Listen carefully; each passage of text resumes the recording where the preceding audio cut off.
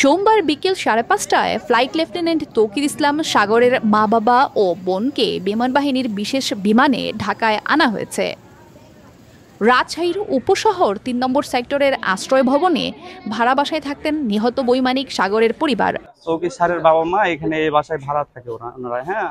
আর ওই যে সপুরাই ওখানে ওদের একটা নতুন বাসার কাজ চলছে। দুপুরে দুর্ঘটনার খবর পেয়ে জানতে পারেন সাগর ঢাকার সিএমএইচ হাসপাতালে চিকিৎসাধীন। পরিবারের সদস্যরা বিমানযোগে ঢাকা যাওয়ার ইচ্ছে প্রকাশ করলে বিমান বাহিনীর পক্ষ থেকে বিশেষ বিমানের ব্যবস্থা করা হয়। বিকেল 4:30টার দিকে র্যাবের একটি মাইক্রোবাসে করে তাদের রাজশাহীর শাহ মাকদুম বিমানবন্দরে নিয়ে যাওয়া হয়। সেখান থেকে ঢাকার উদ্দেশ্যে যাত্রা করেন তারা। সাগরের গ্রামের বাড়ি চাঁপাইনবাবগঞ্জের কানসাট এলাকায়। Rajshahi laboratory school and college থেকে 7ম শ্রেণী পর্যন্ত পড়াশোনা করেন। পরে ভর্তি হন পাবনা ক্যাডেট কলেজে। 1 বছর আগে তিনি ব্র্যাক বিশ্ববিদ্যালয়ের একজন শিক্ষিকাকে বিয়ে করেন।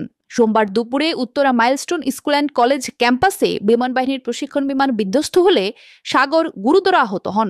চিকিৎসাধীন অবস্থায় ঢাকার সিএমএইচ হাসপাতালে মৃত্যুবরণ করেন তিনি। প্রথম একক উড্ডয়নের আনন্দঘন মুহূর্তেই শোকে পরিণত হয়েছে সাগরের পরিবার। এখন রাজশাহীর ভাড়াবাসা আর চাঁপাইনবাবগঞ্জের কানসাট গ্রাম ভাসছে শোকের স্রোতে। Times today news desk.